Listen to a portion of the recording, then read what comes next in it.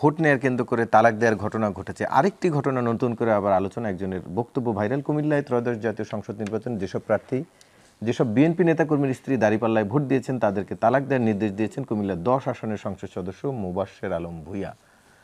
এটিও একটু আপনার কাছ থেকে ছোট করে জানতে চাই, পাশাপাশি গণভোটের প্রসঙ্গ।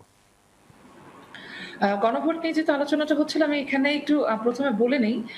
আমার কাছে মনে হয়েছে যে এখানে যে দুটি পক্ষ তৈরি হয়েছে, একটা হচ্ছে বিএনপি পক্ষ যারা বলছে যে অসাংবিধানিক বলে তারা সংবিধান পরিষদের শপথ গ্রহণ করেননি। আবার অন্য পক্ষ যারা মনে করছে বিএনপি যেহেতু শপথ নেয়নি, সুতরাং তারা জুলাই অভ্যুত্থানের স্পিরিটের সাথে এক ধরনের প্রতারণা করেছে।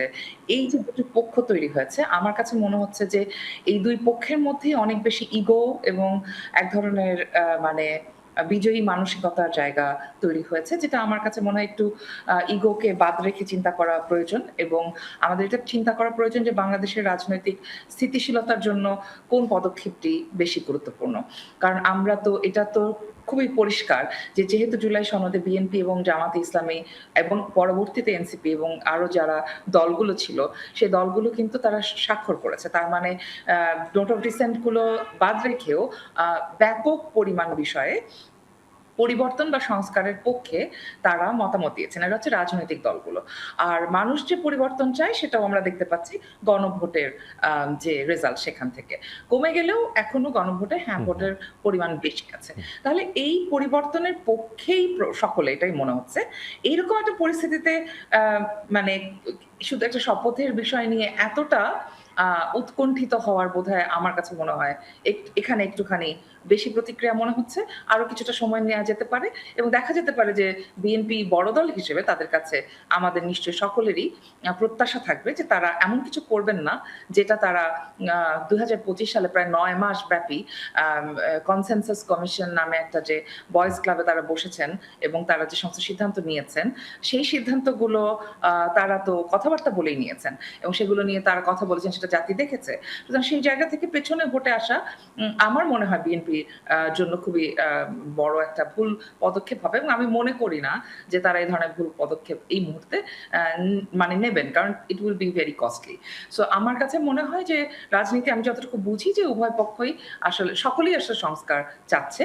কে কোন সংস্কার চাচ্ছে, কিভাবে চাচ্ছে, এগুলো নিয়ে তো আলাপ আলোচনা। সেগুলোর জন্য সংবিধান সংস্কার পরিষদ অথবা যেহেতু তাদের ২/৩ মেজরিটি আছে এখন পার্লামেন্টে, তারা সেখানে সংস্কার করতে চান। এটাও হতে পারে। আমি কোনটাতেই মানে আমি দেখছি যে যেকোনো ভাবেই সংস্কারগুলো হওয়াটা হচ্ছে সবচেয়ে জরুরি প্রয়োজন। আর দ্বিতীয় যে কথাটা মঞ্জু ভাই বোধহয় বলছিলেন যে এই যে তারা এতে করে পেছনে ফিরে আসা এবং এতে করে তারা আমাদের জুলাই অভ্যুত্থানের সাথে এক ধরনের মানে একটা প্রতারণা করছেন কিনা। জি। আমার কাছে মনে হয় যে সেটা আসলে বিএনপি করার it will be very costly for them এবং সে কারণে তারা করবেন না। আর যদি করে ফেলেন তাহলে তো জনগণ অবশ্যই সেটা মনে রাখবে। কারণ আমরা এখন বুঝতে পারি যে যেহেতু অভ্যুত্থান বেশিদিন আগের কথা না, সুতরাং এক ধরনের গণতান্ত্রিক প্রচেষ্টার দিকে যাওয়ার একটা ইচ্ছা আকাঙ্খা জনগণের মধ্যেও আছে এবং এখন যেহেতু ঠিক ওই দ্বিদলীয় চক্র নেই, বরং আরো বেশ কয়েকটি দলও এখানে ভূমিকা রাখার চেষ্টা করছে। তার সাথে, সাথে আমরা যদিও অনেকেই মনে করেন যে সিভিল সোসাইটি কোনো কাজ করছে না। কিন্তু আমার কাছে মনে হয় নানান রকম প্রবণতা তৈরি হচ্ছে যারা নানাভাবে সরকারকে কিংবা ক্ষমতাশালীদেরকে প্রতিরোধের মধ্যে রাখতে চাইছেন। এর সাথে, সাথে আরো কিছু বিষয় কিন্তু জরুরি বিষয় রয়েছে। আমরা যে সংস্কারগুলোর কথা বলছি, যে সাংবিধানিক সংস্কারের কথা বলছি, সেই সংস্কারগুলো করার মানে করার চেষ্টা করার যে ম্যান্ডেট নিয়ে অন্তর্বর্তী সরকার নানান রকম আম আ এক সময়ও করেছে তারা, সেটা তারা করেছে। জি। রাজনৈতিক দলগুলো সেই আলোচনা করেছে।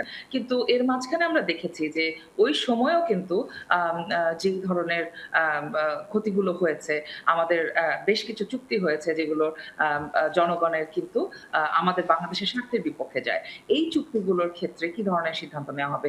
এগুলো কিন্তু সেটিও। খুবই প্রায়োরিটি, এর কোনটাই কিন্তু নন প্রায়োরিটি ইস্যু না। আর সবশেষে আপনি যে কথাগুলো বলছেন যে বিএনপির বিভিন্ন সাংসদদের কিংবা বিভিন্ন নেতাদের বিরুদ্ধে যে অভিযোগগুলো আসছে, প্রতিটি অভিযোগকে অবশ্যই সর্বোচ্চ গুরুত্ব দিয়ে এই অভিযোগগুলো ব্যবস্থা নিতে হবে। তা না আমলে নেয়া হলে ওই আমলে জায়গায় নেয়া উচিত ফেরত বলে যাবে। মনে করছেন।